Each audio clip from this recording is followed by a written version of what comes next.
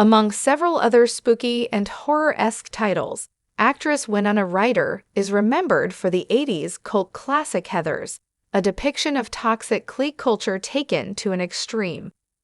Ryder is considered to have broken out in Hollywood the same year with her performance as Lydia Dietz in Beetlejuice, a role she reprised in 2024's Legacy sequel.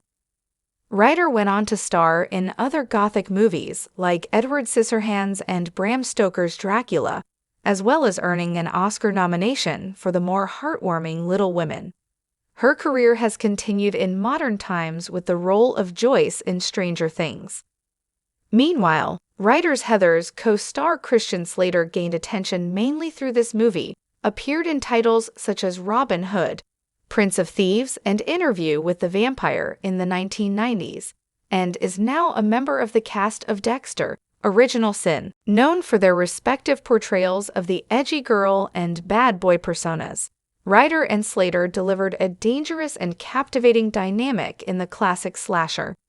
However, Heathers was not popular when it was released, but attained cult status later. Heathers follows Veronica Sawyer, an introverted teenager who has been accepted into the school's Queen Bee clique, made up of 3 other girls all named Heather. Yet Veronica is completely miserable when her so-called new friends are all terrible bullies. She then meets new student Jason J.D. Dean, whom she finds to be an attractive rebel, and they begin a relationship. However, J.D. begins killing students he thinks deserve it, with Veronica's somewhat unwilling help. Heathers received good reviews at the time of its release, but barely made $1 million against a $2.3 million budget. Some things about Heathers don't hold up particularly great today, when the movie covers a lot of sensitive subject matter, and not all of it is handled well. Themes including teen violence, suicide, drug abuse, and overall cynicism made it difficult for Heathers to land with audiences in the 1980s, a decade that thrived on feel-good movies overlapping with many subgenres. Most critics got that Heathers' dark nature was the whole point, even if audiences didn't. For instance, Desson Thompson of the Washington Post said back then, "Heathers may be the nastiest, cruelest fun you can have without actually having to study law or gird leather products. If movies were food, Heathers would be a cynic's chocolate binge." Heathers was likely able to enter cult classic territory as Winona Ryder became a more popular star for movies that boasted a darker tone, encouraging people to give this one a try. The film never entirely escaped some of its more controversial material, which partially became the reason that a Heathers TV show was canceled.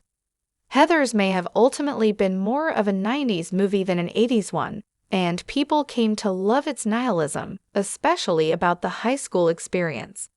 Heathers is arguably a perversion of the coming-of-age movies that dominated the 1980s, largely the productions of John Hughes and the Brat Pack. In these movies, teenagers are dealing with serious matters, but their interactions with each other are largely wholesome as they support one another in their home and school lives. Even Stand By Me, which revolves around a child's death, focuses on the bonds of friendship. Heathers, on the other hand, is the epitomal 80s cult classic because it blends the high school setting with the violence of the decade's defining horror movies. Heathers is very 80s in its style, but it takes a sledgehammer to the notion that high school is a time of unforgettable fun and lifelong bonds or mature romantic relationships being forged. Underneath all its cynicism, it is ultimately promoting kindness and connection among Mean Girls, but still presents high school itself as empty. Something like this might have been hard to sell within the short time frame of a theatrical run against the backdrop of the Breakfast Club era, but once people had more time to digest it, they found that Heathers spoke to them.